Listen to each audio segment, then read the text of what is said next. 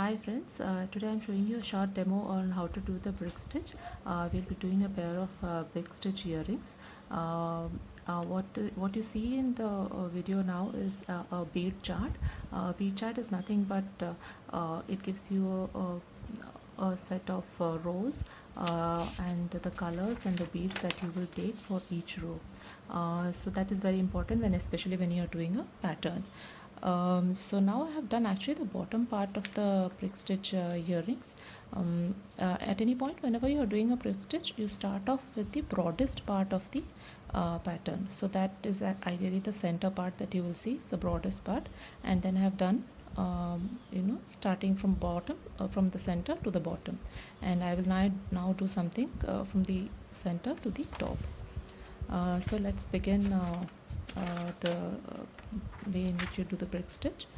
So when you start off, actually you take up, you will notice that between two beads there is a thread between two beads that it forms like more like a bridge kind of a thing. So what you need to do, you take a bead and pass your needle from under the thread. So when I say under the thread, it's the thread that forms a bridge between both the beads, and then pull tightly. When you pull, the bead actually goes and sits almost perpendicular to the, or perpendicular rather on just on top of the existing bead. So let's see this again. So you take up one bead, put the needle, pass the needle under the thread, pull through, and then pass the needle into the bead that you have just taken and pull tight. So it goes and sits directly on top of the two beads. So basically it sits between the two beads and not on top of a single bead. That you will have to notice, because the brick stitch actually forms a decreasing kind of a stitch. If you see, it forms like a V kind of a thing and not a square. So that's very important to note. Sometimes you wonder, how is it, why is it not sitting on top of the exact same bead? So this is a stitch which sits between two beads. So this is how we'll continue the brick stitch. It's actually a very easy stitch and a very versatile stitch. You can do a whole lot of things. You can do a whole lot of shapes using a brick stitch, and unlike the other flat stitches, it comes out a little more stiffer, so you can do a lot of, it's much more versatile.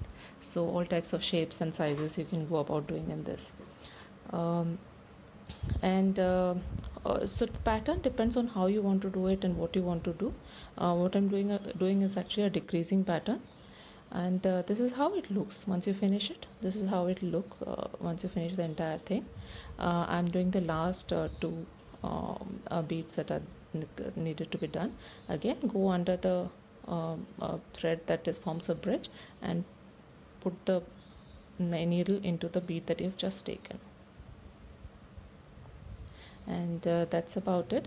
Once you finish the pattern, you need to, if you're doing a pair of earrings, you need to put a clasp to it or put a hook to it, earring hook. So there are two ways of doing it. Either you take a few beads and make a loop and then use a jump ring and a hook, or you just put the hook directly. So I'm just showing you how you can, in which side to put a hook. It's entirely depends on where you want to put the loop for the hook. So let's take, so here I'm going to take 4 beads and put the needle, pierce the needle back into the other bead. So there are 2 beads at the top.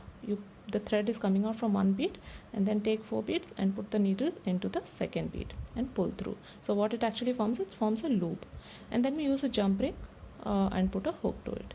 So either this, or what you could do is you can also put the hook directly inside and then stitch it directly to the earring. So there are multiple ways of doing it. So that's about it. Thank you so much.